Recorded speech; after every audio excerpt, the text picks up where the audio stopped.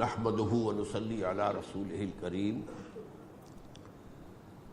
اما بعد فقد قال الله تبارك وتعالى كما ورد في سورة آل عمران اعوذ بالله من الشیطان الرجیم بسم اللہ الرحمن الرحیم اذ قال الله تعالى يا عيسى ابن مريم وَإِذْ قَالَ اللَّهُ يَا عِيسَىٰ إِنِّي مُتَوَفِّيكَ وَرَافِعُكَ إِلَيَّ وَمُطَهِّرُكَ مِنَ الَّذِينَ كَفَرُوا وَجَاعِلُ الَّذِينَ اتَّبَعُوكَ فَوْقَ الَّذِينَ كَفَرُوا إِلَىٰ يَوْمِ الْقِيَامَةِ وَقَالَ عَزَّ وَجَلَّ كَمَا وَرَدَ فِي سُورَةِ النِّسَاءِ وَقَوْلُهُمْ إِنَّا قَتَلْنَا الْمَسِيحَ عِيسَى ابْنَ مَرْيَمَ وَمَا قَتَلُوهُ وَمَا صَلَبُوهُ ولكن شبه لهم وإن الذين اختلفوا فيه لفي شك منه ما لهم به من علم إلا اتباع الظن وما قتلوه يقينا وقال عز وجل كما ورد في سورة المائدة وكنت عليهم شهيدا ما دمت فيهم فلما توفيتني كنت أنت الرقيب عليهم وَأَنْتَ عَلَى كُلِّ شَيْءٍ شَهِيدٌ وقال عز وجل كما ورد في سورة الزمر الله يتوفى الأنفس حين موتها والتي لم تمت في منامها فيمسك التي قضى عليها الموت ويرسل الأخرى إلى أجل مسمى صدق الله العظيم رب اشرح لي صدري ويسر لي امري واحلل عقدة من لساني يفقهوا قولي اللهم ربنا الهمنا رشدنا واعذنا من شرور انفسنا اللهم ارنا الحق حقا وارزقنا اتباعه وارنا الباطل باطلا وارزقنا اجتنابه آمین یا رب العالمین۔ آپ کے علم میں ہے کہ آج میں وفات مسیح کے موضوع پر گفتگو کروں گا۔ اس کے پس منظر کے ضمن میں چند باتیں آپ کو بتانا چاہتا ہوں۔ نمبر ایک تو یہ کہ جتنے بھی فتنے اٹھے ہیں امت میں اور جو اب بھی اٹھ رہے ہیں وہ سلسلہ ختم ہونے والا تو نہیں ہے۔ ثلاثون دجالون کذابون چلتا رہے گا قیامت تک۔ تو ان میں ایک مشترک بات یہ ہوتی ہے کہ وہ کسی ایسے مسئلے کو جس پر کہ موجودۃ الوقت حالات جو ہوتے ہیں ان کے مطابق فضا سازگار ہوتی ہے اور اس کا کوئی جذباتی پہلو بھی ہوتا ہے، لیکن جو امت کے اجماع کے خلاف ہوتا ہے اس پر ڈیرا لگاتے ہیں، اس پر گفتگو کرتے ہیں، اس کو لوگوں کے منوا لیتے ہیں۔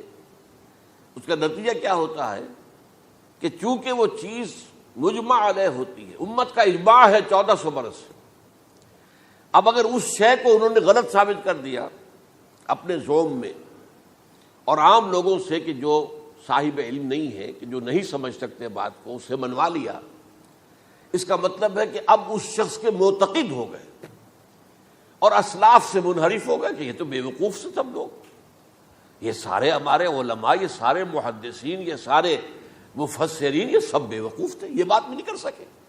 یہ ہے وہ شخص، یہ مجدد وقت ہے جس نے یہ بات کہی۔ اس کی ایک مثال یہ ہے وفات مسیح کا معاملہ۔ اس کی ایک مثال میں آپ کو دیتا ہوں، ایک دوسرا فطرہ، وہ بھی غلام احمد کے نام سے شروع ہوا، غلام احمد پرویز۔ وہ یتیم پوتے کی وراثت کا یہ مسئلہ لے کر کھڑا ہو گیا۔ جیسے یہ غلام احمد قادیانی وفات مسیح کا کیسے ہو سکتا ہے کہ ہمارے نبی جو ہے وہ تو فوت ہو کر زیر زمین دفن ہو گئے اور یہ عیسیٰ جو ہے یہ آسمان پر اٹھا لیے، کیسے ممکن ہے؟ اب ظاہر بات ہے عام آدمی جو ہے مسلمان جس کی حضور سے محبت ہے، حضور کی دل میں تعظیم ہے، عظمت ہے، عقیدت ہے، وہ اس جال میں پھنس جائے گا۔ پھر وہ اپنے دلائل کے ساتھ اس کو جو ہے وہ، اور چونکہ ماحول بھی جو میں اس وقت عرض کروں گا کہ اس کے موافق ہو جاتا ہے اس وقت۔ غلام احمد پرویز نے کیا کہ یتیم پوتے کا مسئلہ، اب یہ اجماع ہے اگر کسی شخص کا کوئی بیٹا اس کی زندگی میں فوت ہو جائے تو اس کا وراثت میں حصہ نہیں ہوتا، وراثت ہوتی ہے انہی میں جو اس کی موت کے وقت موجود ہو، بیٹے ہوں بیٹیاں ہوں۔ اب اگر جو فوت شدہ بیٹا ہے اس کے کوئی یتیم بچے ہیں تو اب اس میں بڑی ایک جو ہے دلیل، دیکھیے جی یتیم بچے بیچارے وہ محروم ہو گئے، یتیم بچوں کا تو زیادہ حق ہونا چاہیے. تو یہ تو اب قانون جو ہے اگر یہ اس پر اجماع ہے تو پھر وہی بات کہ یہ سب بے وقوف لوگ تھے اور یہ تو بڑے سخت دل اور سنگ دل لوگ تھے جنہوں نے یہ بات گھڑ رکھی ہے. یہ میں نے آپ کو دو مثالیں دے دی. اب ظاہر بات ہے کہ جو اسلام کا قانون میراث ہے، قانون وراثت ہے، اس کے کچھ بنیادیں ہیں، اس کے کچھ اصول ہیں، ان اصولوں پر وہ کھڑا ہے اور اس کے مطابق جو ایک فیصلہ ہے وہ ہے. تو بہرحال یہ میں نے آپ کو مثال دی ہے کہ کسی ایسے مسئلے کو لے کر اس پر ڈیرا لگا لینا، مورچہ بنا لینا، اس سے اپنی عقیدت پیدا کر لینا، اسلاف سے برگشتہ کر دینا کہ یہ کوئی لوگ سمجھدار نہیں تھے، یہ بے وقوف لوگ تھے، جاہل لوگ تھے. اچھا، اب اسی پس منظر میں سمجھیے کہ 19ویں صدی کے اواخر میں کیا صورتحال ہندوستان میں ہو گئی تھی. انگریز آ گیا تھا اور 1857 کے بعد اس کی براہ راست حکومت قائم ہو گئی تھی. اس سے پہلے 1757 سے 1857 تک جو بھی حکومت تھی ایک تو پورے ہندوستان پر نہیں تھی، لیکن یہ کہ جو بھی تھی وہ ایسٹ انڈیا کمپنی کی تھی، تاج برطانیہ کی نہیں تھی. 1857 کے بعد حکومت قائم ہو گئی. اب ظاہر بات ہے کہ جب انگریزوں نے فتح کیا ہمیں تو ہم پر روب طاری ہوا کہ نہیں. پھر جو زندہ قومیں ہوتی ہیں ان میں کچھ اچھے اوصاف ہوتے ہیں، ان کے اندر فرض شناسی ہے، ان میں دیانت داری ہے. انگریز ڈپٹی کمشنر تھا، 9 بجے کا وقت ہے تو ٹھیک 9 بجے دفتر میں موجود ہوگا. ہمارے لوگ جو آ رہے ہیں لیٹ آرام سے، لیکن یہ ہے کہ ان کی یہ چیزیں جو ہوتی تھی پھر بات اگر کی ہے تو اس کو پورا کیا ہے. تو اس حوالے سے ان کا رعب ہوتا ہے. اسی طور پر اس زمانے میں ایک صورت یہ پیدا ہو گئی کہ نیوٹن کی فزکس آ گئی. اب معلوم ہوا کہ یہ تو گویا کہ آسمان کی وحی سے بھی زیادہ معتبر ہے. سائنس سے جو بات ثابت ہو جائے بس وہ حق ہے، اور جو ثابت نہ ہو سکے وہ ایسے ہی ہیں، وہ تو گویا کہ اوہام ہیں، ان کی کوئی حیثیت نہیں. اب اس زمن میں کیا ہوا، اس وقت جو ہے سر سید احمد خان ایک شخصیت ابھری. انہوں نے جب دیکھا کہ اسلام کی بہت سی چیزیں جو ہیں وہ سائنٹیفک جو انداز فکر ہے اس میں فٹ نہیں بیٹھتی. یہ فرشتے کس بلا کا نام ہے، سائنس تو نہیں بتاتی ہمیں. لہذا انہوں نے کہا فرشتہ کوئی نہیں ہے، یہ فورسز آف دی نیچر کو فرشتہ کہہ دیا گیا. یہ جن کیا بلا ہوتے، کوئی جن ون نہیں ہے، وہ تو سائنس کی اس میں تو نہیں آتے، دکھائی نہیں دیتے، کوئی جن نہیں. یہ تو جو مشتعل مزاج کے لوگ ہوتے ہیں انسان، ان کو جن کہہ دیا گیا کہ وہ آگ سے پیدا ہوئے. جیسے ہم کہہ دیتے ہیں فلاں شخص غصے میں آگ بگولا ہو گیا، تو وہ آگ تھوڑی ہو جاتا، یہ تو استعارہ ہے. اس طرح یہ جو معجزات ہیں یہ کوئی شے نہیں، ان کی بھی فزیکل توجیحات. یہ حضرت موسیٰ جب پار ہوئے اپنی قوم کو لے کر سمندر کے تو یہ کوئی معجزہ نہیں تھا، یہ کوئی حضرت موسیٰ کی ضرب کی وجہ سے پھٹا نہیں تھا سمندر، بلکہ وہ تو مد و جزر کا معاملہ تھا. جس وقت سمندر اترا ہوا تھا جزر میں تھا تو موسیٰ اپنی قوم کو لے کر گزر گئے. جب فرعون آیا اپنے لشکر کے ساتھ تو سمندر مد پر آ گیا، چڑھ آیا، لہذا وہ ہلاک ہوئے.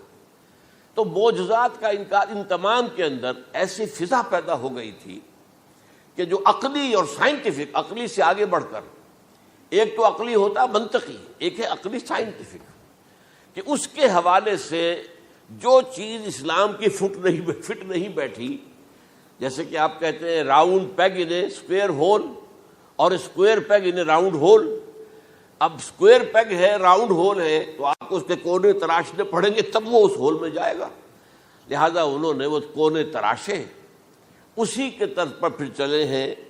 جو آپ کو معلوم ہے علامہ مشرقی، انہوں نے بھی جب شروع کیا اپنا دھندا تو ان کے پہلے کتابچے کیا تھے، مولوی کا غلط مذہب نمبر 1، مولوی کا غلط مذہب نمبر 2، مولوی کا غلط مذہب نمبر 3، چھوٹے چھوٹے کتابچے شائع کر رہے ہیں. مولویوں سے علماء سے برگشتہ کر دیا. اب معلوم ہوا کہ یہ شخص ہے مجدد وقت، یہ مولویوں کے پاس تو کچھ نہیں ہے. اسی کا معاملہ پھر وہ انکار حدیث کی شکل میں آیا، جن میں کہ ایک بڑی شخصیت جو ہے وہ غلام احمد کی، غلام احمد پرویز، کیونکہ اللہ تعالیٰ نے اسے صلاحیت دی تھی، اچھا انشا پرداز تھا، لکھنا اچھا آتا تھا، بولتا بھی اچھا تھا. تو ظاہر بات ہے فتنہ وہی شخص پیدا کر سکتا ہے جو باصلاحیت ہو. جس میں کوئی صلاحیت نہیں وہ کیا فتنہ پیدا کرے گا؟ وہ نہ دنیا میں کوئی ترقی کرے گا، نہ دین میں کرے گا، نہ فتنہ انگیزی کر سکے گا. وہ تو جیسا بھی ہے معاملہ عام معمول جو ہے لوگوں کا، جیسی بھیڑ چال چل رہی ویسے چل جائے گا.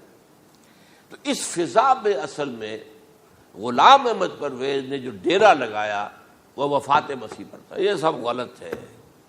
یہ کہ مسیح زندہ آسمان پر اٹھا لیے گئے کیسے ممکن ہے؟ ممکن ہے یہ کوئی الہونی بات ہے؟ سائنس اس کو مان سکتی ہے؟ وہ تو اصل میں ٹھیک ہے. ان کا کہنا کیا ہے کہ مسیح کو سولی تو چڑھایا گیا تھا لیکن وہ اس پر مرا نہیں، فوت نہیں ہوا، موت واقع نہیں ہوئی. پھر جب اس کو اتار لیا گیا تو وہ زخمی تھا، مجروح تھا، لیکن تھا زندہ. پھر اس کو غار میں رکھ دیا گیا. پھر اس کے جو معتقدین تھے انہوں نے اس کی مرہم پٹی کی، اس کا علاج کیا. پھر وہ ٹھیک ٹھاک ہو کر پھر وہ وہاں سے چلا گیا، وہاں چھوڑ گیا اپنے اس شہر کو، یروشلم کو، اور اس ملک کو، فلسطین کو، اور پھر وہ آ گیا کشمیر میں. اور کشمیر میں وہ فوت ہوا. اس کی قبر موجود ہے. کسی قبر کی کوئی پرانی بوسیدہ قبر کا نام لے لیا، فلاں قبر جو ہے وہ عیسیٰ ابن مریم کی. یہ ہے سارا معاملہ. اب ظاہر بات ہے کہ چونکہ ایک انسان کا زندہ آسمان پر اٹھایا جانا، وہ جو سائنسی ذہن ہے وہ اس کو نہیں مانے گا. چاہے قرآن مجید کے اندر تو خرق عادت اور بھی بہت سے ہیں. آخر اصحاب کہف 300 برس تک سوتے نہیں رہے. یہ کوئی سائنس کے حساب کتاب سے صحیح ہے؟ یا یہ ہے کہ حضرت عزیر علیہ السلام 100 برس تک مردہ رہے پھر زندہ کر دیے گئے؟ ان کا گدھا بھی زندہ کر دیا گیا جیسا کہ سورہ بقرہ میں آیا. لیکن ان کا کھانا جو ہے وہ صحیح رہا، اس کو غصہ نہیں، اس میں کوئی بدبو نہیں آئی. تو واقعات ہوتے ہیں ایسے. اللہ تعالیٰ جو چاہے کرے. خرق عادت ٹھیک ہے، فطری قانون جو بھی ہے، جو لاز آف دی نیچر اللہ نے بنائے ہیں اور اس کے مطابق ہی دنیا چل رہی ہے. لیکن اللہ تعالیٰ کے ہاتھ ٹوٹ نہیں گئے، بند نہیں ہو گئے، اختیار ختم نہیں ہو گیا. میں کیا کروں؟ میں تو قانون بنا بیٹھا، اب تو میں کچھ نہیں کر سکتا. میں تو قانون بنا چکا ہوں کہ آگ جلاتی ہے. اب اگر ابراہیم کو آگ میں ڈال دیا تو میں تو نہیں بچا سکتا، اس لیے کہ قانون ہے، وہ میرا بنایا ہوا قانون. لیکن ہم یہ سمجھتے ہیں، ہمارا ایمان ہے اللہ تعالیٰ جو ہے وہ قادر مطلق ہے. وہ جب چاہے اپنے ہی بنائے ہوئے کسی قانون کو توڑے. اسی کو کہتے ہیں خرق عادت. خرق کے معنی ہوتا ہے پھاڑ دینا، توڑ دینا. جیسے کہ وہ سورہ کہف میں لفظ آتا ہے کہ وہ حضرت موسیٰ کو جن کے پاس بھیجا گیا تھا، بزرگ کے پاس، انہوں نے اس کشتی کا جس میں وہ سوار تھے اس کا ایک تختہ پھاڑ دیا، توڑ دیا. خرقہ. تو خرق عادت سے مراد کیا؟ عام عادی قانون، laws, physical laws, chemical laws جو بھی دنیا میں چل رہا ہے، بایولوجیکل لاز، ان کو جب چاہے اللہ توڑے اور اپنی خصوصی مشیت کا اس کے اندر اظہار کر دے. اب اس سلسلے میں جو میں نے آیات آپ کو سنائی ہیں اور اسی طرح کی کچھ اور آیات بھی ہیں، ان میں قادیانی نے اور قادیانیوں نے اصل ڈیرا لگایا ہے لفظ وفات پر. اصل میں یہ لفظ کیا ہے جو لوگ عربی زبان سے واقف نہیں، ان کو بڑی آسانی، وفات وفات وفات، یہ تو آ گیا. توفیتو، توفیتا، متوفی کا. اے موسیٰ میں تمہیں وفات دے دوں گا. اے اللہ جب تو نے مجھے وفات دے دی تو وفات تو قرآن میں ہے. پھر اس کے ہوتے ہوئے یہ مفسرین کو کیا ہو گیا؟ ان کا دماغ خراب ہو گیا تھا.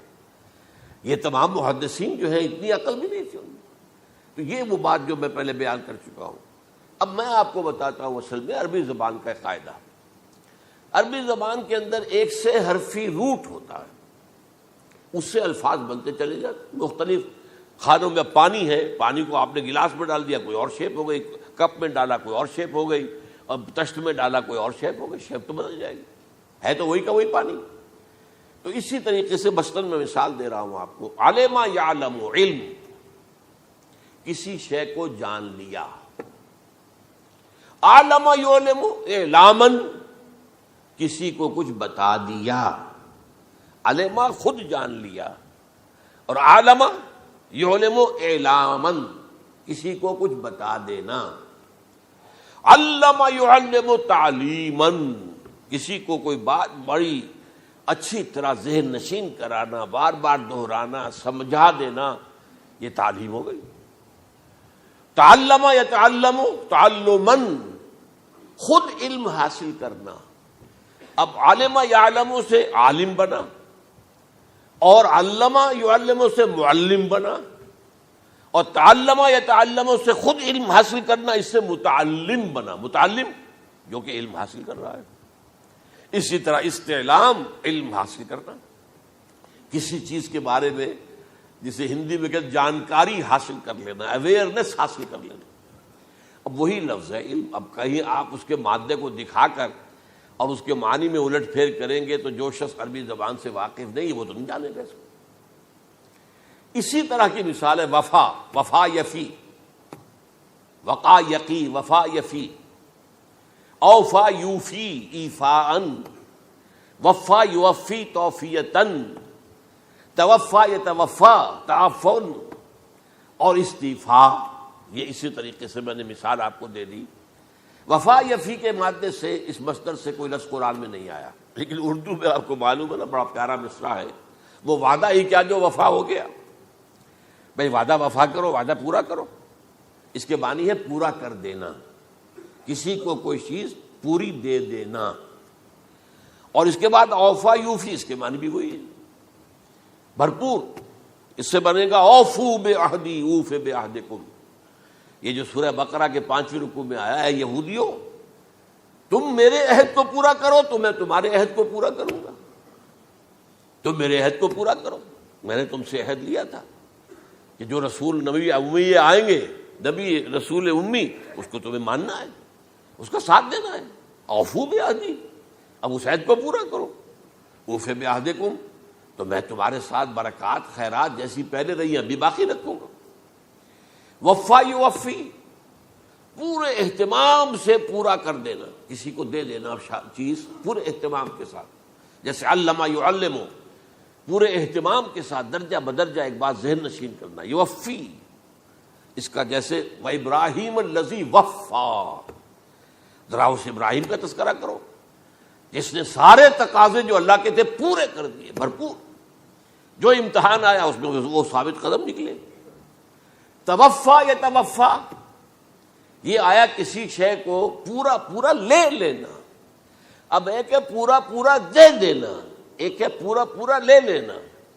ایک ہے کسی کو علم دینا، علمہ یعلم تعلیما، کسی کو پورا دینا. وفا یوفی توفیتن، کسی سے علم حاصل کرنا. تعلم یتعلم تعلما، کسی سے پورا پورا لے لینا ہے.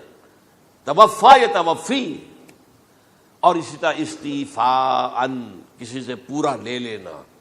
یہ لفظ آیا ہے ویل للمطففین الذین اذا اکتالوا علی الناس یستوفون واذا کالوہم ووزنوہم یخسرون. ہلاکت و بربادی ہے ان ڈنڈی مارنے والوں کے لیے جو جب تول کر لیتے ہیں تو پورا لیتے ہیں، اور جب دیتے ہیں تو اس میں کمی کر دیتے ہیں، ڈنڈی مار جاتے ہیں. الا یظن اولئک انہم مبعوثون، کیا انہیں یاد نہیں رہا ہے کہ یہ دوبارہ اٹھائے جائیں گے، اللہ کے سامنے کھڑے ہوں گے، حساب ہوگا پورا پورا پیسے پیسے کا. تو یہ میں نے آپ کو اس گردان سے بتا دیا کہ ایک ہی لفظ جو ہے وہ کتنے معنی دے رہا ہے. مادہ ایک ہے، وفا یوفی پورا کر دینا، اوفا یوفی پورا کر دینا. لیکن توفا یتوفی پورا لے لینا، استیفاء پورا لینا. اذا اکتالوا علی الناس یستوفون واذا کالوہم ووزنوہم یخسرون. اب دیکھیے اس میں قرآن مجید جو ہے اس کے ضمن میں سب سے جو فیصلہ کن آیت ہے وہ سورہ زمر کی ہے. اور یہ جو میں نے پچھلی مرتبہ بھی آپ سے کہا تھا، لا یاتیہ الباطل من بین یدیہ ولا من خلفہ، قرآن پر باطل حملہ آور ہو ہی نہیں سکتا، نہ سامنے سے نہ پیچھے سے.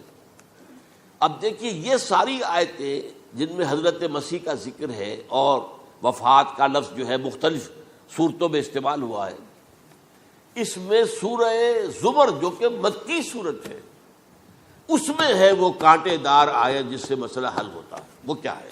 وہ میں نے آپ کو سنائی ہے.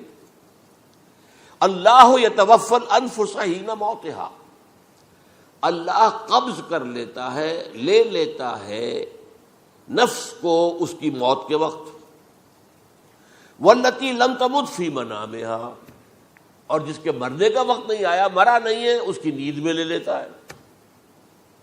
فیمسک التی قطع علیہ الموت، تو جس پر موت کا فیصلہ ہو چکا ہے اس کو تو روکے رکھا ہے، موت کے وقت لیا اور روکے رکھا. اور ویرسل اخری الی اجل مسمی، اور جو دوسرے ہیں جن کی موت کا وقت نہیں آیا ان کو مؤخر کر دیتا ہے، واپس کر دیتا ہے، لوٹا دیتا ہے۔ اب سوال یہ، نیند میں کیا چیز اللہ لیتا ہے؟ کیا جان لیتا ہے؟ ظاہر بات ہے نہیں، شعور نہیں چلا۔ ایک ہے انسان کا شعور، وہی تو سب سے اعلیٰ شے ہے، سب سے اونچی چیز تو وہی ہے۔ یہ شعور ختم ہو گیا تو انسان کہاں رہا؟ اس کے نیچے جو کچھ ہے وہ تحت شعور ہے، سب کانشیس مائنڈ۔ تو خواب واب جو ہوتے ہیں وہ سب کانشیس مائنڈ کے ہوتے ہیں، وہ کانشیس مائنڈ کے تو نہیں ہوتے۔ جو کانشیسنس ہے، شعور جو ہے، اور خاص طور پر خود شعوری، وہ نیند میں اللہ سلب کر لیتا ہے۔ تو محض شعور کے لیے بھی وفات کا لفظ آ گیا۔ ابھی تو جان یہی ہے، جو سویا ہوا ہے وہ مرا تو نہیں ہے، زندہ ہے۔ البتہ جب جس کو ہم موت کہتے ہیں وقت آیا تو شعور بھی لے لیا، جان بھی لے لی، دو چیزیں لے لی۔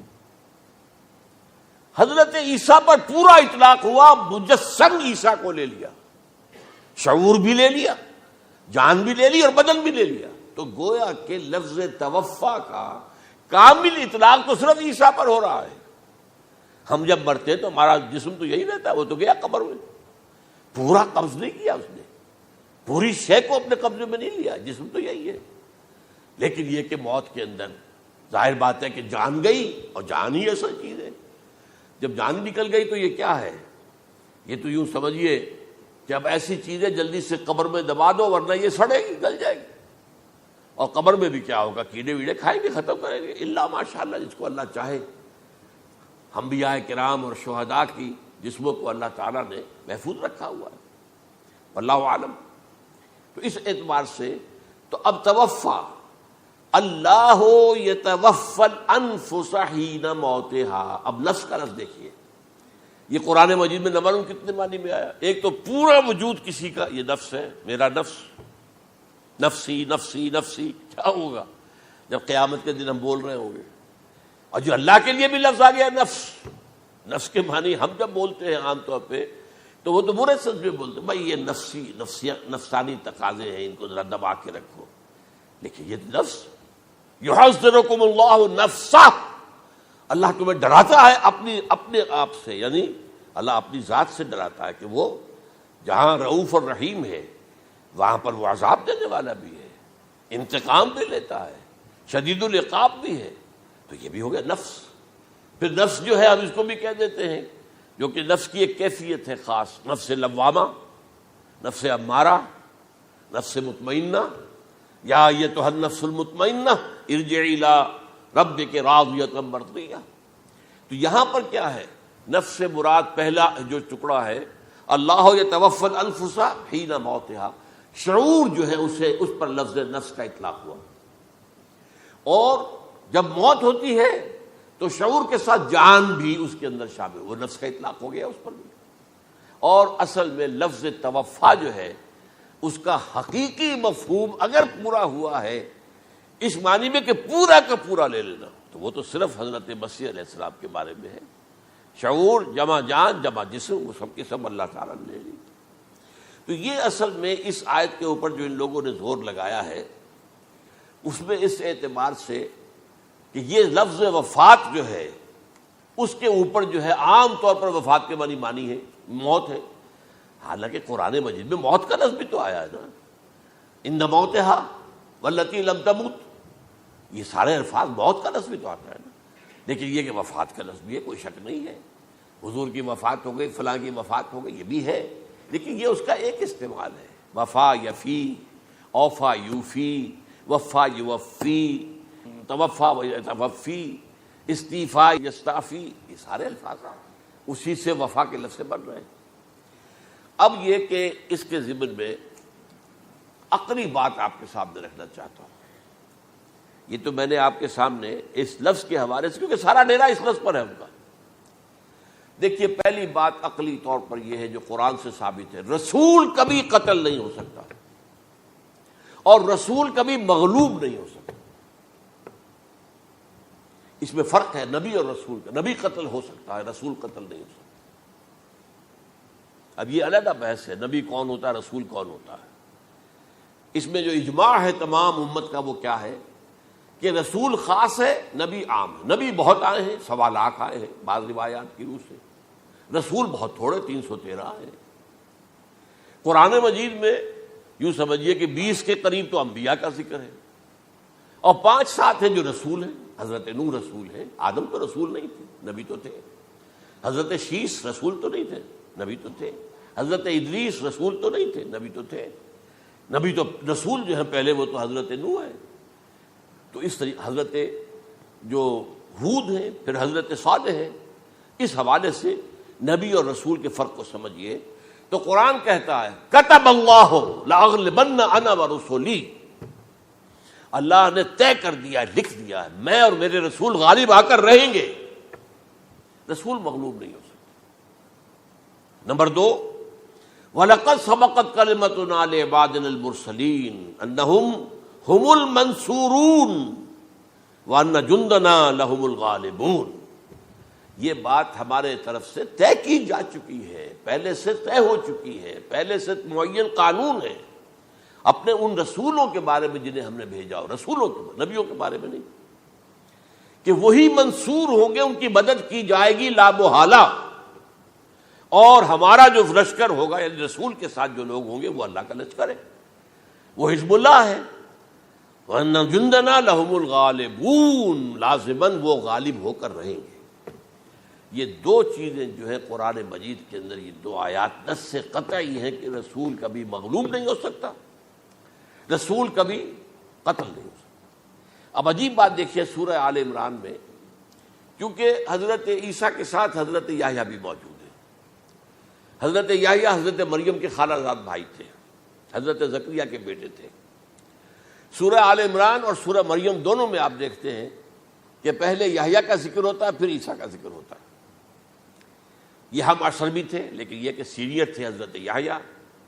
لیکن حضرت یحییٰ کی مدح قرآن کرتے کرتے آخری بات کیا کہتا ہے؟ نبیم من الصالحین، لفظ رسول نہیں آیا ان کے لیے۔ اور وہیں سائملٹینیس کنٹراسٹ ہے سورہ آل عمران میں حضرت عیسیٰ کے لیے، وہ سارے ان کی مدح رسولاً الی بنی اسرائیل، وہ رسول تھے اور وہ نبی تھے۔ نبی قتل ہو گئے، ایک آبرو باختہ لڑکی کی فرمائش پر قتل کر دیا۔ ایک ڈانسر، اس پر بادشاہ اس وقت جو تھا، وہ بادشاہ کیا تھا؟ وہ ایسے بادشاہ ہوتے تھے اس زمانے میں جیسے ہمارے ہاں بھاولپور کے جو ہے نواب ہے، بادشاہ تو انگریز تھا، حکومت تو اس کی تھی، لیکن ایک اٹانومی سی دے رکھی تھی۔ راجے جو ہے، راجا صاحب ہیں، مہاراجا ہیں، یہ راجے مہاراجے اور نواب جو ہوتے تھے یہ ایک اٹانومی تھی، باقی یہ کہ اصل میں تو بادشاہ جو ہے تو انگریز کی تھی۔ تو اسی طرح کی ایک اٹانومی جو ہے حکومت وہاں اس وقت تھی اصل میں رومیوں کی، اس کا گورنر وہاں موجود تھا پائلیٹس پونٹس، لیکن یہ کہ انہوں نے یہودیوں کو ایک مذہبی اٹانومی دے رکھی تھی۔ چنانچہ ہیڈرن ان کا ادارہ تھا، دارالقضاء، جہاں چوٹی کے ان کے فقہا اور لیڈر جو تھے، ربائی، وہ بیٹھتے تھے اور فیصلے کرتے تھے۔ کسی مذہبی معاملے میں جو فیصلہ وہ کر دیتے تھے یہ ان میں معاہدہ تھا، وہ فیصلہ جو ہے وہ پھر ایگزیکیوٹ کیا جائے گا، وہ فیصلہ آخری ہوگا ان کا۔ وہ خود تو سزا نہیں دے سکتے، سزا تو گورنر دے گا، لیکن یہ کہ اگر ہیڈرن جو ہے ان کا جو وہ ہے ادارہ ٹاپ کا، وہ اگر سزا دے دے، سلا دے، تو گورنر کو وہ سزا دینی پڑے گی، یہ ان کا طے تھا معاملہ۔ تو اس نے حضرت مسیح علیہ السلام کو مرتد قرار دیا، جو ہیڈرن ان کا سب سے اونچا ادارہ تھا۔ اس اعتبار سے ان کو جو ہے، لیکن جیسا کہ میں بتا رہا تھا کہ حضرت عیسیٰ رسول تھے، وہ قتل نہیں ہو سکتے تھے، مغلوب نہیں ہو سکتے تھے، لیکن حضرت یحییٰ نبی تھے، ان کو وہی جو اس وقت کا جو یہودیوں میں سے جو بادشاہ تھا نام کا، جو ہیروڈ اینٹیپاس، یوں سمجھیے کہ اس نے کچھ بہت حرام کاری کی ہوئی تھی، شاید اپنے بھائی کی کسی بیوہ کو، وہ مجھے ایگزیکٹلی یاد نہیں ہے، بغیر اس کے کہ وہ عدت مدت پوری ہو پھر نکاح ہو، اسے اپنے گھر میں ڈالا ہوا تھا، اور اس کی جو لڑکی تھی اس کے اوپر بھی عشق آ گیا تھا، آپ کو دل آ گیا تھا، شادی بھی کرنا چاہتا تھا اس سے، اور اس کا ڈانس تھا، اس پر کہا مانگو کیا مانگتی ہو۔ تو اس نے کہا، اس لیے کہ حضرت یحییٰ جو ہے تنقید کرتے تھے بہت کہ یہ تم کیا حرام کام کر رہے ہو، تم نے جس طریقے سے جس عورت کو گھر میں ڈالا ہوا ہے تم گناہ کر رہے ہو، تم شریعت کے خلاف کام کر رہے ہو۔ اس کو کہا تھا یو ڈاٹر آف سن، اس لڑکی کو کہا تھا تم جو کہ گناہ کی بیٹی ہو. اور وہ ناراض تھے, اور وہ ملکہ بھی جو تھی اس وقت تھی, اور یہ اس کی بیٹی بھی بہت ناراض تھے. تو انہوں نے کہا, مجھے وعدہ لے لیا کہ دیکھو جو کہہ رہے ہیں, جو مانگوں گی مانگنا پڑے گا. ہاں مانگوں گا, مجھے یحییٰ کا سر چاہیے. ایک دفعہ تو وہ کانپ گیا, اسے اندیشہ تھا کہ اگر یحییٰ کو میں نے قتل کر دیا تو یہودیوں کے اندر ہو سکتا بغاوت ہو جائے. لیکن پھر اس نے پھر تانا دیا, تم کیسے بادشاہ ہو, اپنا وعدہ پورا نہیں کرتے. پھر انہوں نے کہا ٹھیک ہے, حکم دیا. اور وہ جیل میں تھے پہلے سے ہی, وہاں گیا اور جو ہے ان کا سر قلم کیا, لا کے پیش کر دیا. تو نبی جو ہے جن کی بڑی مدح ہوئی ہے سورہ مریم کے اندر, جب آپ پڑھیں گے تو ان کی شان جو ہے, لیکن نبی تھے, صرف رسول نہیں تھے.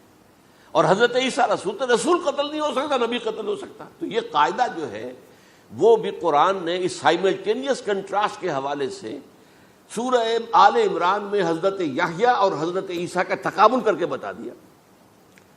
تو ایک تو بات یہ ہے کہ اس اعتبار سے میں جو آپ کو آیت سنا چکا ہوں, یہ جو جرائم جو ہے سورہ نساء کے اندر یہودیوں کے اللہ تعالیٰ نے بیان کیے ہیں, ان میں سے یہ بھی ہے وَقَوْلُهُمْ إِنَّا قَتَلْنَا الْمَسِيحَ عِيسَى ابْنَ مَرْيَمَ. اور ان کا یہ کہنا کتنا بڑا جرم ہے جو یہ کہہ رہے ہیں, ہم نے عیسیٰ ابن مریم کو قتل کر دیا.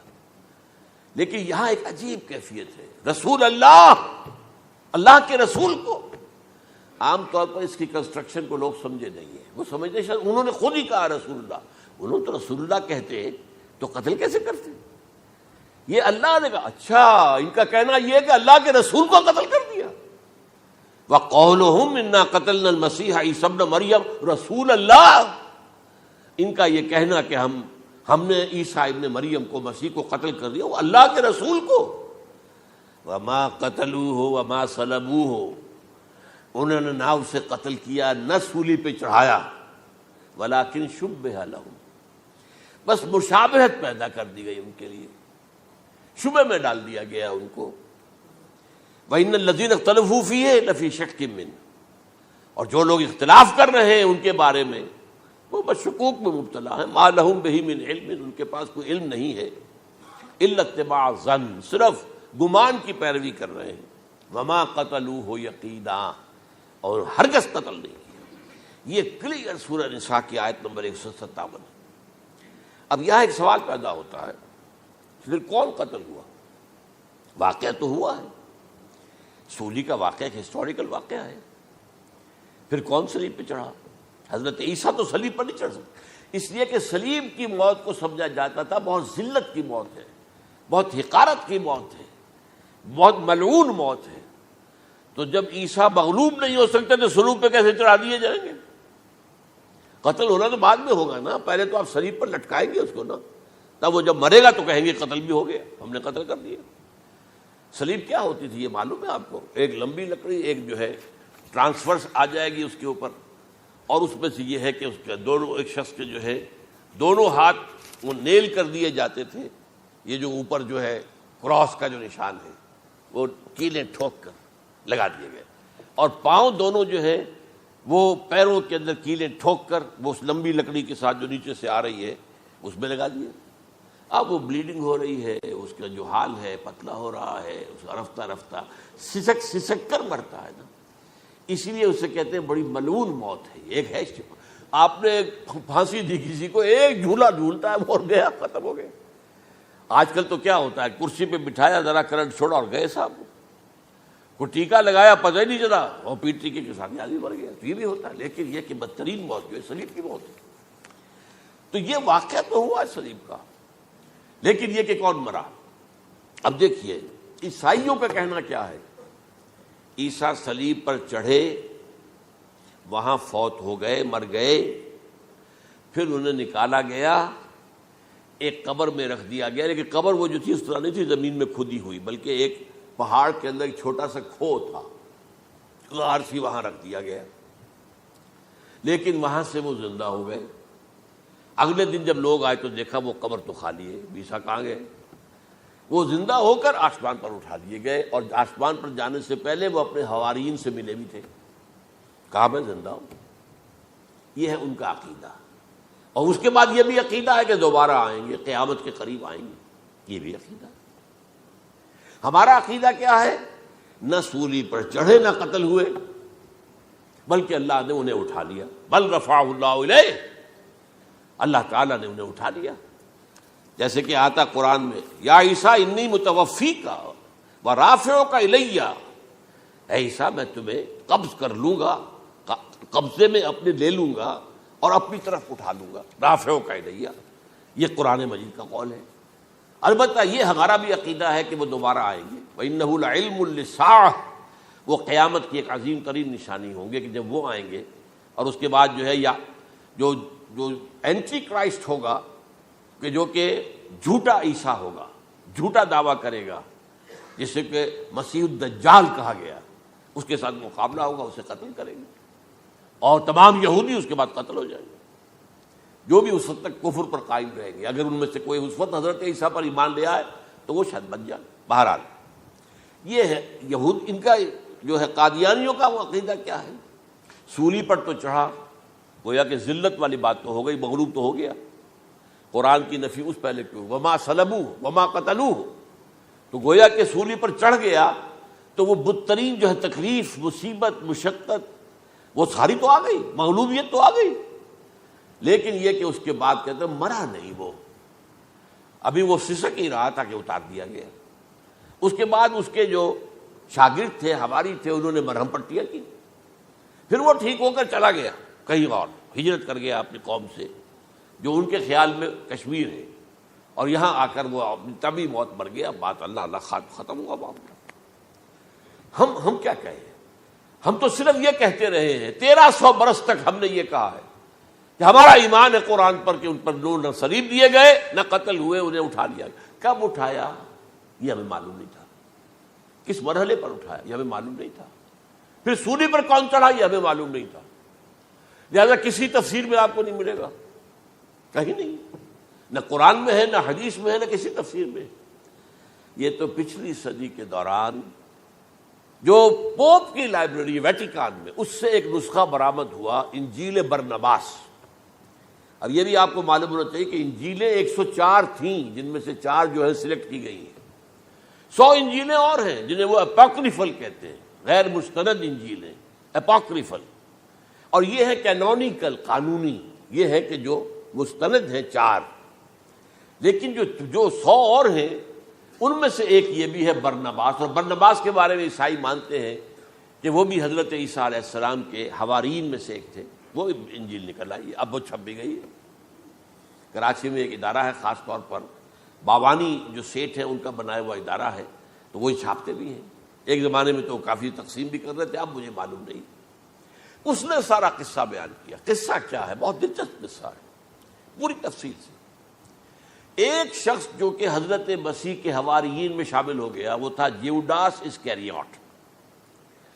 یہ شخص اصل میں تھا ایک زیر زمین تنظیم وہاں چل رہی تھی، زیلوٹس، انڈر گراؤنڈ موومنٹ، تاکہ ہم رومنوں کی حکومت یہاں سے ختم کریں اور اپنی پوری حکومت اور آزادی حاصل کریں۔ ان میں سے یہ بھی تھا، ان کا سرگنا تھا برابس، برابا ڈاکو اسے کہا جاتا ہے، برابس۔ ظاہر بات ہے کہ قانون شکن تھا تو ڈاکو ہی تھا۔ اچھا، ان میں سے یہ شخص جو ہے، اس نے جیوڈاس نے حضرت عیسیٰ کے معجزے دیکھے بہت، اور اتنا یقین ہو گیا اسے کہ یہ شخص جو ہے عیسیٰ، یہ ایک مرتبہ اگر رومیوں پر لعنت بھیج دے، کرس کر دے، تو رومی ختم ہو جائے۔ لیکن ان سے کئی دفعہ جو ہے پھیر ڈال کر، ہیر پھیر کے ساتھ کوشش کی گئی کہ رومیوں کے خلاف وہ کوئی جو ہے وہ لعنت برآمد کر دے، وہ نہیں کرتے تھے۔ یہ ایک علیحدہ بات ہے، کیوں نہیں کرتے تھے، یہ اس وقت میرا موضوع نہیں ہے۔ منہاج عیسوی کیا تھا، منہاج موسوی کیا تھا، منہاج محمدی کیا تھا، ان میں فرق ہے۔ لِكُلٍّ جَعَلْنَا مِنْكُمْ شِرْعَةً وَمِنْهَاجًا، سورہ مائدہ میں آیا، تمام رسولوں کے لیے ہم نے ایک ایک منہاج، ایک ایک شریعت علیحدہ علیحدہ دی ہے۔ بہرحال منہاج عیسوی کچھ اور تھا، تو یہ نہیں کہتے تھے۔ اب اس نے کیا کیا کہ وہ اپنے ڈاکو سرغنے سے اجازت لے کر ان کے حواریین میں شامل ہو گیا، اعتماد حاصل کیا، اور بار بار کوشش کی کہ یہ بد دعا دے دیں، رومیوں کو نہیں دی۔ اب اس نے سوچا کہ انہیں اگر ذاتی طور پر تکلیف پہنچے گی تو زبان سے کلمہ نکل ہی جائے گا نا کوئی لعنت کا. اس نے پکڑوایا حضرت عیسیٰ کو، کیونکہ جب یہ فیصلہ ہو گیا تھا ان کے قتل کا، ہیڈرن جو ہے ادارہ وہ دے چکا تھا، اس کا فتویٰ تھا یہ واجب القتل ہے، یہ مرتد ہے، لہذا اس کو قتل کر دیا جائے. اور یہ فیصلہ جو ہے وہ رومی گورنر تک پہنچایا جا چکا تھا. رومی گورنر نے یہاں تک کہا، یہ سینٹ جو متی کی انجیل ہے اس میں موجود ہے، بھائی ہمارے پاس تو اس کا کوئی جرم نہیں ہے، ہمارے ہاں کوئی ایسی بات اس کی نہیں ہے جس سے کہ ہم اسے واجب القتل قرار دیں. ان کا نہیں، ہمارا حکم ہے، ہمارا فیصلہ تمہارا طے ہے، چاہے مذہبی معاملے میں کوئی فیصلہ ہمارا ہوگا تو تمہیں جو ایگزیکیوٹ کرنا ہوگا. بہرحال اس وقت حضرت مسیح روپوش ہو گئے گرفتاری سے بچنے کے لیے. ایک باغ میں تھے وہ، وہاں پر رات کے وقت انہوں نے اپنے حواریین کے ساتھ لاسٹ سپر کہتے ہیں اس کو، لاسٹ سپر کھانا کھایا، آخری کھانا تھا. اور اس کے بعد اس نے فرمایا آج کی رات تم میں سے ایک میرے خلاف غداری کرے گا. یہ کہہ کر حضرت مسیح تو ایک کوٹھڑی میں چلے گئے جو ہوتی ہے باغ کے اندر، کوئی کھرپے ورپے جو ہے، کوئی وہاں پہ کسیاں رکھی ہوئی، تو اس میں خود جا کر عبادت میں مصروف ہو گئے. اپنے حواریین سے کہا کہ تم بھی عبادت کرو. وہ حواریین سو گئے. اب یہ اسکریوٹ جو ہے یہ اٹھا، یہ گیا رومیوں سے جا کر کہا میں پہنچا دیتا ہوں عیسیٰ تک، پکڑوا دیتا ہوں، آؤ میرے ساتھ. 30 ان کے آدمی آئے. وہ اس سے کہا باغ کے باہر کھڑے رہو تم، میں اندر جاؤں گا، تھوڑی دیر کے بعد تم آنا، جسے میں کہوں اے میرے استاد، پکڑ لینا اسی کو. یعنی رومنز کو معلوم نہیں تھا کہ یہ کون ہے عیسیٰ، لیکن یہ کہ یہ تو یہودیوں کو معلوم تھا نا سب کچھ. ہوا کیا کہ وہ جب اندر آیا ہے اور کوٹھڑی میں داخل ہوا، اسی وقت اس کی شکل بدل دی گئی حضرت مسیح کی. شبہ لہم، مشابہت پیدا کر دی گئی، شبیہ بدل دی گئی، اور چھت پھٹی، 4 فرشتے اترے اور حضرت مسیح کو لے کر آسمان پر چلے گئے. تو باہر آیا وہ، تو جیسے ہی وہ یہ باہر آیا وہ باقی ہماری جان گئے اے ہمارے استاد. اسی وقت جو ہے وہ رومی داخل ہو گئے تو پکڑ لیا. تو اصل میں گرفتار ہوا ہے برنباس کی انجیل کے مطابق یوڈاس اسکریوٹ، وہ سولی چڑھا ہے. لعنتی موت اس پر آئی. کیوں آئی ہے؟ غداری کی اس نے، بٹرے کیا حضرت مسیح علیہ السلام کو. تو وہ تو مستحق تھا، کوئی ظلم نہیں تھا. اگر عیسیٰ کی جگہ کسی اور کو دے دیا جاتا ایسے کسی کو پکڑ کر تو وہ تو ظلم ہو جاتا نا، اس کا تو کوئی جرم نہیں تھا. تو یہ تو واقعی مجرم تھا. وہ سولی چڑھا ہے اور حضرت عیسیٰ کو اٹھا لیا. یہ ہے وہ ساری تفصیل جو کہ انجیل برنباس کے اندر موجود ہے. The gospel of our lord according to saint Barnabas, یہ اس کا نام ہے. ایونجیلیم برنابے، یہ جو ہے یونانی زبان میں اس کا نام ہے یا لیٹن میں. بہرحال یہ ہے معاملہ. تو پہلی بات تو یہ ہے کہ عقلی طور پر رسول نہ مغلوب ہو سکتا ہے نہ قتل ہو سکتا ہے. ہمارا عقیدہ ہے وہاں ماں صلبوہ و ماں قتلوہ. لیکن یہ کہ اگر یہودی، اگر جو قادیانی مانتے ہیں سولی چڑھ گئے تو صلیب تو ہو گئی، قرآن کی نفی تو ہو گئی، ہاں مرا نہیں، یہ دوسری بات ہے. دوسری بات یہ ہے کہ رسولوں کے باب میں اللہ کا قانون کیا ہے. اگر کسی قوم کی طرف رسول کو بھیجا اور اس قوم نے بحیثیت مجموعی انکار کر دیا، رد کر دیا، ریجیکٹ کر دیا، پوری قوم ہلاک، اور رسول اور اس کے جو چند ساتھی ایمان لے آتے تھے وہ وہاں سے ہجرت کر کے چلے جاتے تھے. لیکن ہجرت کر کے جاتے تھے تو اس کے بعد کسی اور مقام پر کریں گے اہل نظر تازہ بستیاں آباد. پھر وہاں پر ایک قوم انہوں نے جو ہے اپنا مرکز بنایا، ایک نئی امت کھڑی ہو گئی. اس کی سب سے بڑی مثال کیا ہے؟ قوم عاد ختم ہوئی حضرت ہود علیہ السلام کو ریجیکٹ کرنے کے باعث ہلاک کر دی گئی. حضرت ہود علیہ السلام اپنے ساتھیوں کو لے کر، یہ قوم عاد تھی عرب کا جزیرہ نما، عرب کے جنوبی علاقے کے اندر جو اب صحرا ہے، بہت بدترین صحرا ہے، الربع الخالی جسے کہتے ہیں، خالی ہے، وہاں کوئی زندگی کے آثار ہے ہی نہیں، نہ کوئی پتیاں ہیں، نہ کوئی گھاس ہے، نہ کوئی انسان ہے، نہ کوئی حیوان، کچھ نہیں. الربع الخالی بدترین صحرا ہے. وہ صحرا ایسا ہے کہ اس کے اندر کوئی چیز ٹکتی نہیں ہے، جو چیز اوپر ہوگی وہ دھستی چلی جائے گی، اندر چلی جائے گی. ورنہ عام صحرا کے اندر ریت کے اوپر اونٹ بھی چلتا ہے، انسان بھی چلتے ہیں، لیکن اس میں نہیں. تو یہاں پر قوم عاد جو ہے آباد تھی، اور اب جو ہے وہ سیٹلائٹ سے دیکھ لیا گیا ہے کہ قوم عاد کا جو بڑا بادشاہ تھا شداد، اس نے جو جنت بنائی تھی وہ موجود ہے، زیر زمین اسی صحرا کے نیچے دفن شدہ موجود ہے، جس کو کہا گیا ہے الم تر کیف فعل ربک بعاد ارم ذات العماد التی لم یخلق مثلها فی البلاد، ایسے ایسے ستونوں والا جیسے پہلے دنیا میں بنے ہی نہیں تھے۔ وہ قوم عاد تھی، بڑی زبردست قوم تھی، قوم جبارین، لیکن یہ کہ اس کے بعد ہلاک ہو گئی۔ اب حضرت ہود اپنے مسلمان ساتھیوں کو لے کر نکل گئے، جزیرہ نما عرب کے مغربی کونے میں جا کر شمال مغربی کونے میں آباد ہو گئے، وہاں ایک نئی قوم پیدا ہوئی سمود۔ اب یہ اسلامی بستی بن گئی، لیکن اس کے اندر بھی پھر بعد میں زوال آیا، پھر وہاں نبی بھی آئے، لیکن اس کے بعد یہ کہ آخری رسول بھیجے گئے حضرت صالح، اور وہ بھی ہلاک ہوئے کیونکہ حضرت صالح کو انہوں نے رد کر دیا۔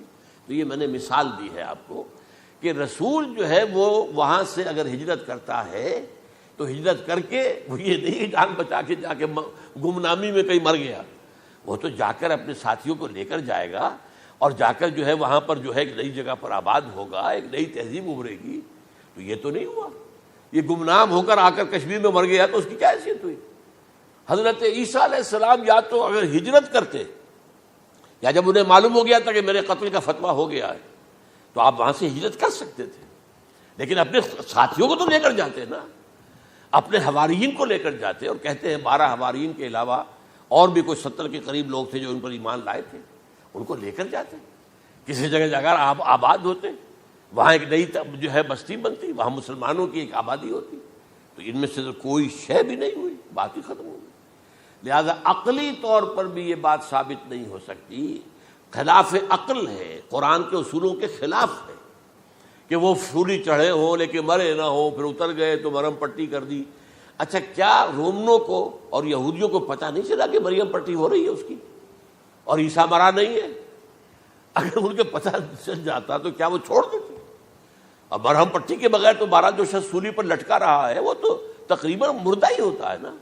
وہ چلیے ہو سکتا ہے کہ کوئی ایسا امکان ہو کہ اس کی نبض ابھی چل رہی ہو اور وہ اتار لیا جائے اور مرہم پٹی کر لی جائے تو بچ جائے، لیکن یہ کہ پھر اس کے بعد وہ اگر وہاں سے ہجرت کرتے تو وہاں سے وہ اپنے حواریین کو لے کر جاتے اور کسی نئی جگہ پر جا کر آباد ہوتے۔ ان دونوں اعتبارات سے یہ بات ناقابل قبول ہے، ناقابل یقین ہے۔ لیکن اسی مسئلے کو لے کر انہوں نے، جو جیسا کہ میں نے بتایا تھا، وفات ہو گئی، کیسے ہو سکتا ہے ہمارے نبی جو سید المرسلین ہے وہ تو زیر زمین دفن ہو گئے اور یہ جو آسمان پر اٹھا لیے گئے، یہ کیسے ہو سکتا؟ بس اس کے اوپر عام لوگ جو ہیں وہ متاثر ہوئے، اور خاص طور پر وہ سائنٹیفک مائنڈ جو بن گیا تھا، تو چونکہ سائنس کے اس خاکے کے اندر وہ بات فٹ نہیں بیٹھتی، لہذا ان لوگوں نے اس کو قبول کیا۔ اب یہ کہ یہ جو واحد استثناء ہوا ہے یہ کسی اور کے ساتھ نہیں ہوا۔ ویسے حضرت مسیح کی پوری شخصیت مستثنیٰ ہے، بن باپ کے تو کوئی اور رسول پیدا ہوا ہی نہیں، نہ نبی پیدا ہوا۔ پھر وہ معجزے جو حضرت مسیح کو ملے کسی نبی کو نہیں ملے۔ حضرت صالح کو ایک ہی معجزہ ملا تھا نا، ایسا کہ لوگوں نے کہا کہ تم یہ اس چٹان میں سے ابھی ایک گابن اونٹنی برآمد کر کے دکھا دو، وہ دکھا دی گئی، پھر ہلاک کر دیے گئے۔ لیکن جو اور معجزے حضرت مسیح کو دکھائے ہیں وہ بچپن میں بولے ہیں، گود میں تھے یا پگھوڑے میں تھے، بولے ہیں انی عبداللہ آتانی الکتاب و جعلنی نبیا۔ یہ بات نہ ہوتی تو حضرت مریم کے کیا حشر کرتی قوم کہ تمہاری بغیر شادی کے یہ کہاں سے لے آئی ہو تم، یہ تو ولد الزنا ہے۔ پھر تو یہ سارا معاملہ جو ہے حضرت عیسیٰ بولے ہیں وہاں پہ، خود وہ بچہ بولا ہے۔ اب اس کے بعد بولنے کی لوگوں کے اندر کیا گنجائش تھی؟ زندہ کو مردہ کر دینا، ثم باذن اللہ، مردہ زندہ ہو گیا، اور تخلیق حیات، ایک پرندہ بنانا گارے کا، پھونک مارنا اور اڑتا ہوا پرندہ بن جائے، ایک کوڑی کے جسم پر ہاتھ پھیرنا اور کوڑ ختم، ایک مادرزاد اندھے کی آنکھوں پر ہاتھ پھیرنا اور بینائی آ گئی۔ یہ سارے معجزات مستثنیٰ شخصیت ہیں۔ ان کا یہ استثناء کیوں کیا گیا، یہ بڑی تلخ بات ہے، یہ یاد کر لیجیے، کیونکہ یا تو قوم اسی وقت ہلاک کر دی جاتی جیسا کہ ہوا قوم نوح، قوم ہود، قوم عاد، قوم سمود، قوم شعیب، یہ ہوا کہ نہیں ہوا؟ اور سدوم اور عمورہ کی بستیاں جہاں حضرت لوط بھیجے گئے، اور آل فرعون جو ہلاک کیے گئے، یا تو پوری قوم ہلاک کی جاتی؟ نہیں، یہ یوں سمجھیے کہ اس پورے معاملے کو درمیان میں سے ایک وقفہ دے دیا گیا، حضرت عیسیٰ کو اٹھا لیا گیا۔ اور حضرت عیسیٰ دوبارہ آئیں گے. یہ کیوں کیا گیا؟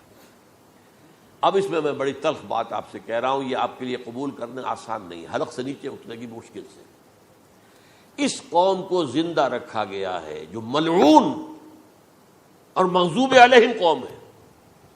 سب سورہ فاتحہ میں مفسرین لکھتے ہیں ضالین یہ نصارہ ہے اور مغضوب علیہم یہ یہودی ہیں. اور قرآن کہتا ہے لعن الذین کفروا من اہل الکتاب علی لسان داؤد عیسی ابن مریم، لعنت کی گئی. ایک ملعون اور مغضوب قوم کے ہاتھوں آخری امت محمد اور اس کا بھی بہترین حصہ، اس پر عذاب ان کے ہاتھوں آئے گا. عربوں پر عذاب یہودیوں کے ہاتھوں، اس لیے ان کو بچایا گیا.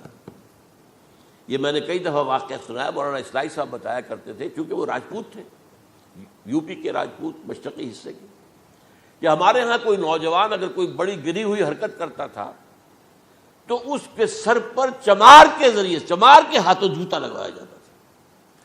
اگر راجپوت کے سر پر راجپوت کا جوتا گرا تو چلو تکلیف تو ہوئی، لیکن یہ کہ راجپوت کا جوتا گرا ہے نا، پڑا ہے.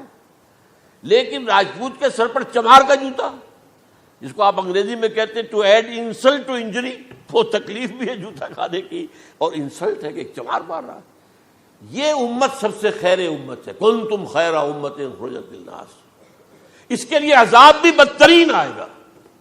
اور کن پر آئے گا؟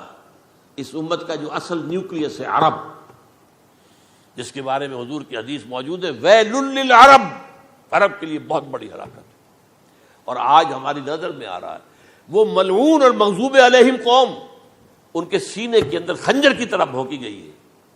اور 30 کروڑ کے قریب عرب بے حمیتی، بے غیرتی، بزدلی، کمزوری، ذلت، مسکرت کی مثال بنے ہوئے. کوئی بول سکتا ہے اس اسرائیل کے خلاف؟ کوئی بول سکتا ہے؟ 30-35 لاکھ آدمی ہے اسرائیل کے اندر یہودی، اس سے زیادہ تو امریکہ میں 50 لاکھ کے قریب. کل 1.25 کروڑ آدمی ہے یہ یہودی پوری دنیا کے اندر. لیکن دیکھیے جو چاہتا کرتا ہے. جب چاہا اس نے عراق کے ایٹمک انسٹالیشن کو تباہ کر دیا، اور سعودی عرب کی فضا میں اس کو فیول کیا ہے انہوں نے، دوبارہ ری فیولنگ جو ہوئی ہے ان کے جہازوں کی، وہ سعودی عرب کی فضا میں ہوئی. یہ صورت جو ہے عربوں کے اوپر. اور اب جو آنا ہے آرمگیڈان، کیونکہ پوری عیسائی دنیا یہودیوں کے قبضے میں ہے، اور یہ رومی ایک حدیث کی روح سے 80 علم لے کر حملہ آور ہوں گے تم پر. اور یہ ہوگا مڈل ایسٹ میں. آپ کو معلوم ہے پوری دنیا میں کہا جا رہا ہے 3rd ورلڈ وار جو ہونے والی ہے وہ مڈل ایسٹ میں ہوگی. اور میں ٹوائنبی کا قول آپ کو سنا چکا ہوں، 1950 کا قول ہے اس کا. یہ اس وقت تک تو سوال ہی پیدا نہیں ہوتا تھا. سارا تصادم جو ہو رہا تھا وہ ایک طرف روسی اور اس کے ساتھی تھے، روس اور اس کے ساتھی، دوسری طرف یہ مغربی یورپ اور امریکہ تھا. کوئی مسلمانوں اور عیسائیوں کی کسی جنگ کا تو کوئی امکان نظر ہی نہیں آتا تھا.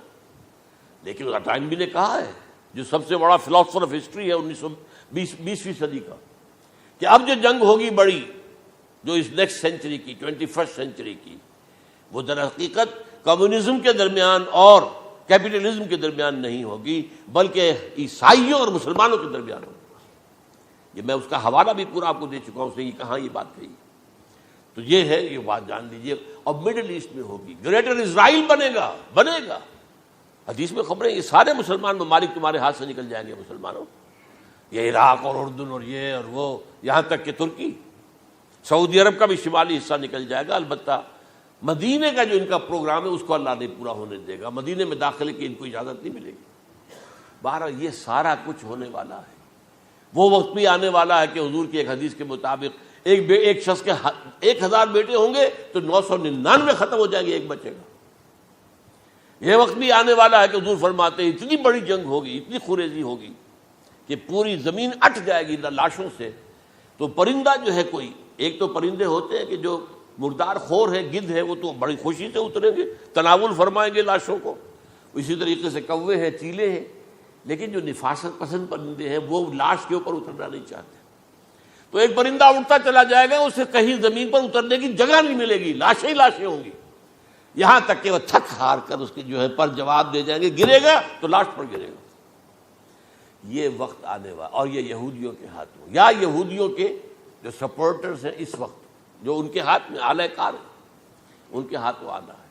میرے نزدیک اس کام کے لیے اس ملعون قوم کو، کہ جو حضرت عیسیٰ کے زمانے سے ملعون ہو چکی ہے، اس کو باقی رکھا گیا ہے، اسے یہ موقع دیا گیا ہے۔ اس نے اسرائیل بنا لیا ہے، تقریباً 2000 سال کے بعد وہ دوبارہ آ کر آباد ہوئے اس سرزمین میں جہاں سے نکال دیے گئے تھے 70 عیسوی کے اندر۔ یہ سارا کچھ کیوں ہو رہا ہے؟ تو در حقیقت میرے نزدیک واللہ عالم حکمت خداوندی اس میں یہ ہے، انہیں روک کر رکھا گیا ہے اور حضرت عیسیٰ کو اٹھا لیا، پھر وہی عیسیٰ آئیں گے اور انہی کے ہاتھ میں یہ ہلاک ہوں گے۔ سوائے اس کے، چونکہ جو ایک میں نے آپ کو کئی دفعہ حوالہ دیا ہے، فلاڈلفیا ٹرمپٹ ایک رسالہ نکلتا ہے پروٹیسٹنٹ عیسائیوں کا، انہوں نے یہ لکھا ہے، اس نے لکھا ہے ایک پرچے کے اندر کہ جب حضرت مسیح آئے گی اینٹی کرائسٹ ہوگا، وہ لکھا اس نے کہ وہ یہودی ہوگا، حالانکہ وہ پرو یہودی ہے۔ وہ جتنے بھی یہ جو کرسچن زائنسٹ ہیں، یہ تو یہودیوں سے بڑھ کر زائنسٹ ہیں، ان کے بڑے سپورٹرز ہیں۔ تو لیکن اس نے لکھا ہے اینٹی کرائسٹ ول بی اے جیو۔ ابھی کچھ عرصے پہلے آپ کو یاد ہوگا نوسٹریڈیمس کا بڑا چرچا ہو گیا تھا، اس کی جو ہے وہ پیشن گوئیاں، اور یہ کہ ایک مسلمان ہوگا اینٹی کرائسٹ، اور صدام کے بارے میں اشارے کیے جا رہے تھے کہ وہ اینٹی کرائسٹ ہوگا وغیرہ وغیرہ۔ لیکن انہوں نے لکھا ہے کہ وہ اینٹی کرائسٹ یہودی ہوگا، اور اس نے لکھا 80% یہودی قتل ہو جائے گا۔